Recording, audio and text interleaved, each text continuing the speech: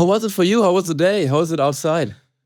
Man, it's like actually, it's quite insane. Like, when I first came in, it's a little bit dark. It's like there are lights and everything, but the people. Julian tried to mimic Berghain, I think. Yeah, He wants to build a club. I mean, like what I loved about it is it's. So I felt three things. One is it's like it's just becoming.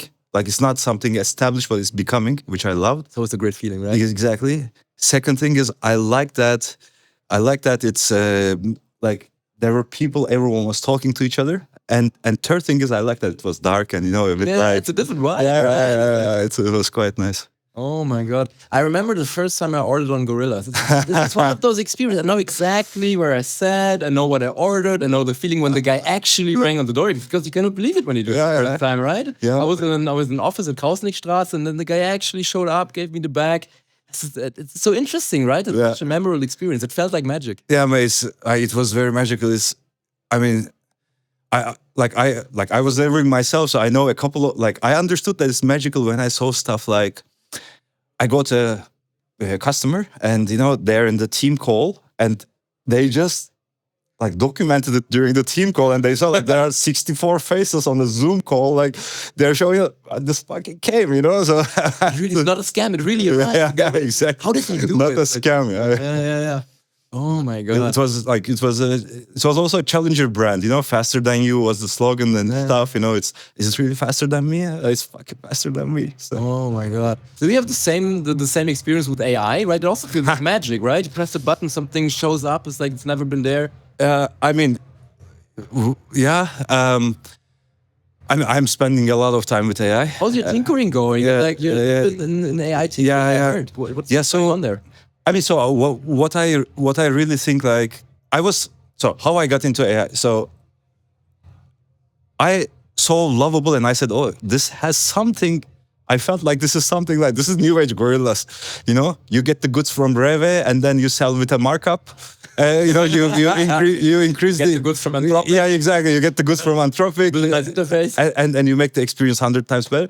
So I said, okay, let me just build Lovable I just tried to I found a YouTube video, follow along, can I build the same thing? So this was the first thing maybe 9 months ago.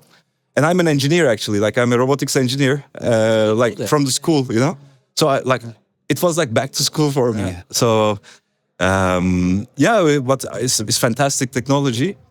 I have some ideas about it. I think there's too much FOMO. I don't think it's the best time to build. It's funny enough, because you don't think it's the best time. Yeah, man. It's why? My point of view, it's not the best time to build the future, for a lot of people, because there are so many things to build. You need some sort of persistence and direction and less pivots, I would say. Yeah, you need to have you need to commit to a path as a founder, and you should walk that path. And there are a lot of shits happening on that path. And if you don't have AI or this building cost is zero, you have some opportunity cost, and you cannot just scrap it and tomorrow we have another product. But I feel now, let's say you built 7 days and there's an obstacle came, 8th day you can have another product. So I think this is a very big, very challenging, mentally challenging thing for building itself. So forgive my language, it feels like it's very easy to make intellectual masturbation with it. You can build, next, build, next. But how can you get into a path without thinking okay, I can actually do something completely different in one day? I think that's one of the biggest challenges. Is it too much opportunity? Is it too much? Everything is possible and you don't know what to do? I think it's just coming back to your wow moment. It's a wow moment to create something, today there was nothing and tomorrow there's something. And if you have the technology to create something, you want to create. Yeah. But that doesn't mean that you create a business, but you create something, getting that something to a working product or a business is actually a path that you need to overcome a couple of things. And I think it's very easy to go out of that path and being in the trap of just constant building. Doing one thing after the other. I was in that fucking trap 8 months. I was constantly building things. Are you still in there? No, I think I got out of it. I mean, not I think, but I've 100% got out of What it. is it? What got you out of it? What do you do now? So, I mean, two things got me out of it. One thing is I was building Mirror after Gorillas, like this Sugar, there was a social network and all that stuff. We were... Stop you for 1 second. One project is named Mirror, the other is Sugar. It's the same thing. Gorillas. How do you come up with those great names? Yes. You're a genius at naming. Those things all sound cool. Sugar. Like what a cool name for a project. Yeah. Like how do you approach naming? I mean, I don't know, man. It's just like, you know, a couple of Jägermeisters and a couple of like sitting and like. But a lot of things sound so technical, right? Yeah. And like in the AI world, everything sounds like a name of a person. Yeah. Like I think you found a more personal approach. Yeah, like I think a lot about values and for example, sugar is addictive, you know. Like I was addicted to sugar. I'm still a bit addicted. I'm not gonna lie. I love sugar, man. It's like so cool. And then you know we were building this health thing, and we wanted to build something. So a lot of health products, which we also built one of these, they get your data and they tell you things that you know, but you just ignore. Don't drink. Don't smoke. Here we are. Exactly. I mean, put your blood test in a, you know, like in a tool, like on a company, and it will tell you exactly the things that you know that you should do, but you're not doing. So the real problem that we realized was it was around like behavior change, and behavior change needs to be addictive, like a little bit like a branded touch. Interesting, like gamification, exactly. Streak or something. So that's why, like we said, it's more like a game than a like super technical product. So the sugar kind of came into play like that, and Mirror was the initial name, and it was too reflective. yeah. I mean, like some people love the Mirror, but if you're unhealthy, you don't wanna. I mean. It's not so like, maybe you don't want to look into the mirror. Yeah, exactly. So like that's why like Mirror shifted to sugar and everything, but we couldn't make it. Like we tried a lot of ways. Like we did a lot of mistakes. I would say we had an amazing team. One guy is now at OpenAI, for example, from the team. One guy is at Neko Health. So like really good team, very expensive team. But coming back to your question, what got me to AI is money was going away, and basically there were these amazing people that were like constantly pivoting and not achieving success. And I said, guys, I go alone. Like I left myself in the company, and I selected something super boring, tax optimization for our instructors. Like we have a couple of Pilates studios and longevity studios in Munich, and super boring. I began coding it coding. You said it. Live stream. I'm God. No, exactly. I was coding, writing some function. No, like not at all, man. Like, but I like just basic building the basic product, and after that, it went really well. And then that product actually I kind of automated a little bit. You know, when a customer customer complains, this goes to this goes to linear, and that is picked, autonomously built, and I look at the PR, and after that so it's kind of, it goes on its own.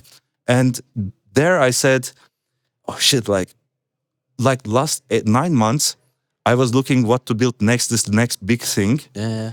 But actually, what I need to look is a little bit like what wouldn't have existed today and very tangible to build with the technology. So I stopped chasing all of this like Twitter posts on my like that gives me a huge FOMO. And I looked at the notary websites in Nuremberg. I looked at the tax optimization Steuerberater website in Leipzig. Man, like now there's an autonomous company that finds these. I swipe like Tinder, and it just goes builds. It's a side project which is gonna get very serious like in the next. And what does it do? What does the product do? It's just autonomously. Like imagine Rocket Internet, right? I love Rocket Internet. Yeah, like everyone, like a lot of people talk shit about Rocket Internet, but Rocket Internet gave me the chance to be the best startup university. No one gave me a job when I came to Germany. I stayed 5 days in front of Rocket Internet to meet Alexander Kudli. Her assistant got bored of me and gave me one meeting, and after that I met Adrian Frenzel and Delivery Hero. Oh my and God. yeah, so Rocket Internet gave chance to so many people, and not so many people speak so highly on media, but like ask anyone that has been at Rocket Internet. I mean, imagine like the impact they had, right? Exactly. So coming back to the topic, what would Rocket Internet do now? Would they chase the next big thing, or would they just they would find a proven opportunity and they would tackle that with what's out there? And I mean, better on operational level. Exactly. Before it was capital and people for them. Now it's more like workflows. So basically, what I'm doing is, I'm not doing anything, to be honest. I'm just creating the system that does this. Like there are like 8 agents now. So they're okay. Little agent team, and I mean, like, do they ever get in a fight with each other? I mean, I don't know. Like, I'm not that technical, but what I do is like, I'm in the loop a little bit. So I open my phone every day. There's one opportunity scout that scouts me business ideas, and I just Tinder like swipe. I say, oh, I like this. I don't like this. I like this, and I swipe, and it begins building. Really? And have you seen Halcyon? You know, this company that builds companies, like, is that a thing? Like, if Polsia was that good, would Polsia give this to people to build it? Good question. I mean, imagine that you have if Polsia would be really good.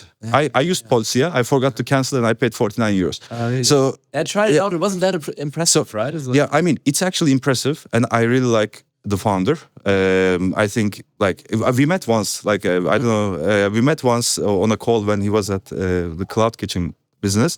I think what he does needs a lot of respect. But I'm always thinking, if you would 100% trust that this would work, would you do it a customer product? Like, would you do a service product, or would you really Rocket Internet would keep it for themselves? Yeah, I mean, and not only keep for themselves, but also like put solo entrepreneurs internally, build the shared services, and after that, and that's what you want to build. That's what I'm building. Like a digital factory that spits out companies. Exactly. Yeah, I would like to build 100,000 companies in next 3 years, and I would like students. So I'm not a big university fan. So I would like to give these students as solo entrepreneurs the opportunity to own the business.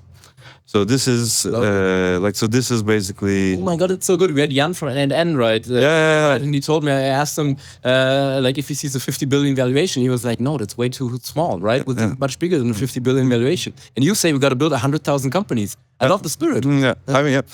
I mean, let's see, man. Maybe it's not gonna work, but maybe it works. And did you really create like a digital like clone of yourself?